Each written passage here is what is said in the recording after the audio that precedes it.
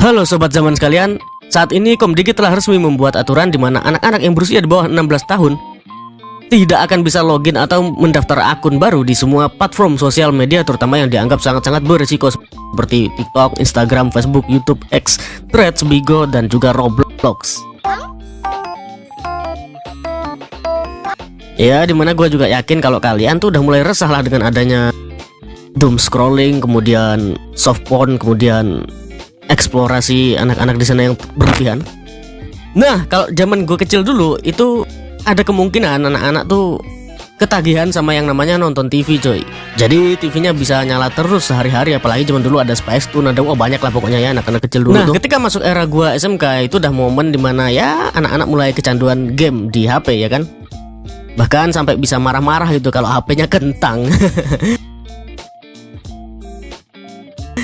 Nah, sekarang teman-teman kita masuk ke sebuah era baru lagi, dimana sekarang itu tuh ancamannya sudah bukan TV atau game lagi, coy, tapi ancamannya adalah sosial media atau sosmed.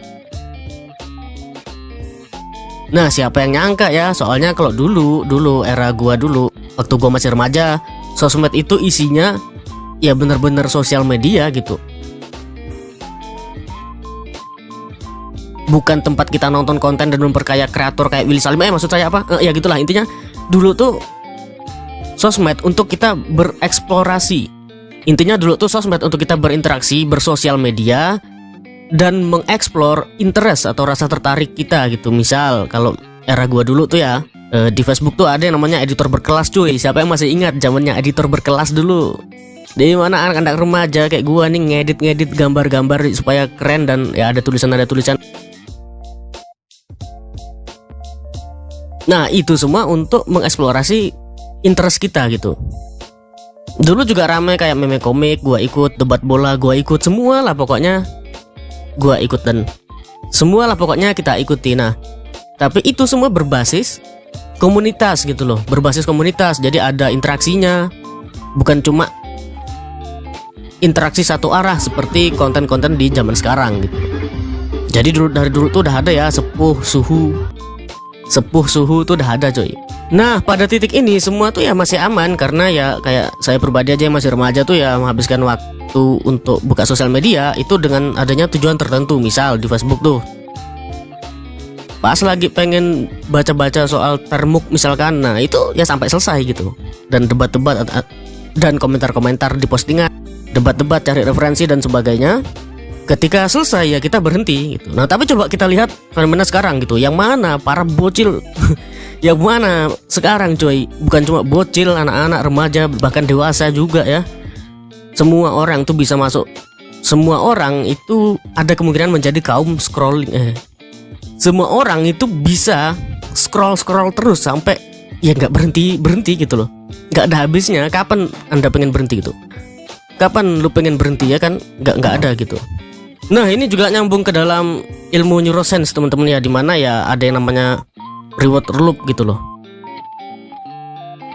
Dan pada siapapun gitu, bukan cuma anak-anak atau remaja aja gitu loh. Masalahnya kalau orang dewasa tuh punya kendali diri gitu kan. Jadi ya lebih bisa ngekontrol dirinya sendiri gitu. Nah, tapi kalau anak-anak, kalau remaja gimana tuh? Dan ini kita baru membicarakan soal fenomena doom scrollingnya gitu, belum fenomena yang lain kayak soft porn dan sebagainya. Bahkan sampai ada fenomena di mana anak-anak ini pada jualan produk digital, coy, kayak gini nih. Iya, padahal Rio Kintaro udah mulai ke arah yang benar tuh. Pasukan bocil seangkatannya masih masuk kemakan narasi hidup enak itu harus kaya, coy, sampai harus jualan produk digital seperti ini gitu. Ya bagus sih semangatnya gitu, cuma ya entahlah gitu. Kalian coba komentar deh gimana soal perkara ini, kan juga rame juga kemarin. Nah, sekarang kita kembali ke keputusan Komdigi teman-teman, dimana saat ini itu bukan berarti anak-anak hilang total dari sosial media atau dari internet, melainkan anak-anak itu akhirnya punya filter sendiri gitu loh. Ya secara kan kalau masih umur segitu wajar kan kalau mereka tuh ya tertarik dengan banyak hal gitu dan kemudian explore gitu kan. Mereka pengen tahu banyak hal dan itu wajar gitu loh. Tapi masalahnya ada kemungkinan juga mereka jatuh ke hal yang aneh-aneh. Nah, oke, sekarang kita masuk ke yang bagian soft porn-nya. Kita bayangin aja lah, Kalau ada anak-anak SD atau SMP yang udah bikin konten goyang-goyang joget-joget TikTok gak jelas kayak gitu ya kan. Apalagi kalau misal agak sedikit dibuat sensual gitu sama mereka. Sedangkan kalian harus tahu ya, di sisi lain tuh ada loh orang-orang sampah kayak gini nih. Nih yang pencariannya kayak gini nih cuy. Gua nemu ya karena gua riset gitu, bukan gua yang mencari cuy. Nah, bisa kalian bayangkan ya, kalau udah ada seperti ini artinya teman-teman ada pembeli dan ada penjual di sini. Udah komplit tuh ekosistemnya tuh. Nah, tentunya ini sangat berbahaya karena ya nantinya teman-teman ya, itu beneran. Nah, karena nantinya teman-teman, Sayulon itu beneran eksis di Indonesia coy, bukan cuma di anime di Jepang ya.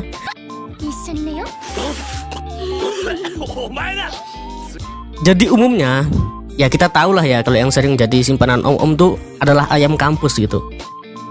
Dan iya oke, itu legal, mereka dewasa, oke lah gitu. Dan masalahnya kalau kasus seperti ini ada potensi di mana ya yang masih SMP atau SMA juga sudah bisa ke arah sana gitu. Dari mana ya? Difasilitasi oleh sosmed kayak gini difasilitasi oleh sosmed yang kayak begini tadi gitu loh.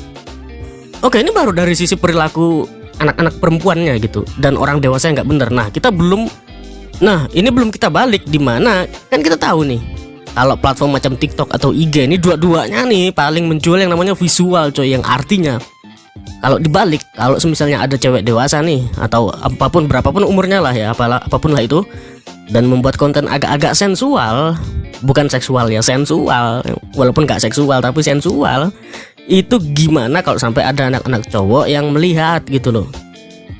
Well, kita tahu lah ya, pornografi itu udah ada sejak lama gitu, udah coba dilawan sejak lama gitu, dan sudah ada cara melawannya sejak lama. Namun kali ini tuh bukan literal pornografi teman-teman, melainkan yang disebut soft porn gitu. Jadi pornografinya atau pornnya itu sudah berubah bentuk gitu loh.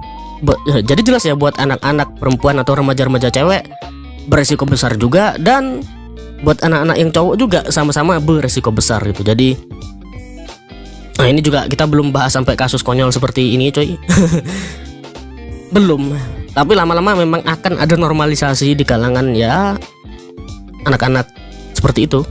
Memang sih sensual gitu, bukan seksual, tapi ya tetap aja anjir. Nah, ini baru beberapa poin dan masih ada banyak lagi pertimbangan dari Komdika atau pemerintah yang lain ya, yang gua belum sempat, yang gua rasa nggak akan sempat kalau gua sebutkan di sini semuanya. Kalian bisa cek sendiri detailnya.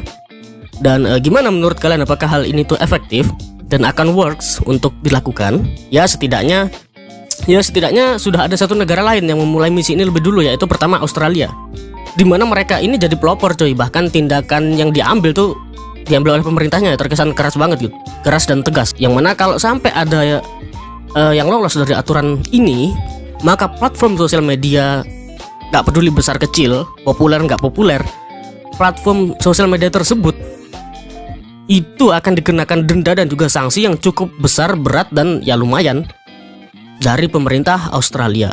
Nah, yang kedua adalah negara Indonesia kita ini ya, dimana kita justru menjadi pelopor bagi Asia Tenggara teman-teman, bagi ASEAN.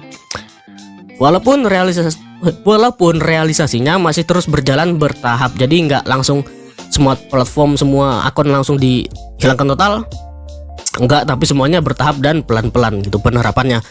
Nah, kemudian ketiga ada lagi negara-negara yang memang sedang OTW ke arah yang sama, yaitu ada Perancis, ada Austria, ada Spanyol, Malaysia. Bahkan beberapa negara lain itu punya aturan khusus mereka sendiri-sendiri, yang mana ya misal Tiongkok nih, dia pakai cara pembatasan waktu layar atau screen time bagi akun untuk anak.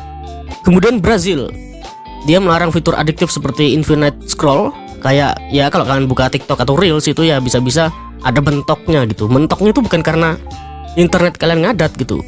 Biasanya kan bakal mentok, udah nggak bisa kalian scroll lagi gara-gara internetnya ngadat nih. Nah, tapi ini karena memang sistem regionalnya mereka yang membuatnya seperti itu gitu. Nah, mungkin sekian dulu pembahasan pada video kali ini. Gua nggak akan mengkritik Komdigi ya, karena gua rasa juga gua melihat ada poin positif di sini.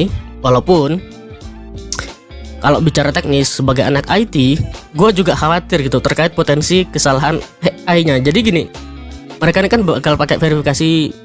Jadi gini, yang bakal memverifikasi nantinya tuh AI teman-teman ya. Jadi menggunakan sistem AI yang mana sistem data itu nggak full membantu akhirnya, karena ya ada fitur seperti verifikasi wajah dan lain-lain, yang mana ya AI yang menentukan hal tersebut. Padahal kita tahu lah ya, AI ini kalau disuruh nebak umur aja cuy kurang bagus gitu loh. Jangankan AI, orang aja bisa salah nebak umur. Kayak gue gini misalkan, gue masih sering cuy dikira masih anak SMA atau anak sekolah ya, padahal ya udah seperempat abad kayaknya. Nah, tentunya teman-teman ini bisa menjadi celah karena memang AI itu mispredict untuk umur itu rata-rata, kalau rata-rata ya itu sejauh 2,5 tahun, entah lebih tua entah lebih muda. Jadi mungkin sekian dulu dari gua, silahkan komentar pendapat kalian seperti apa dan like, comment, and subscribe. Sampai ketemu lagi di bahasan selanjutnya. Sekian.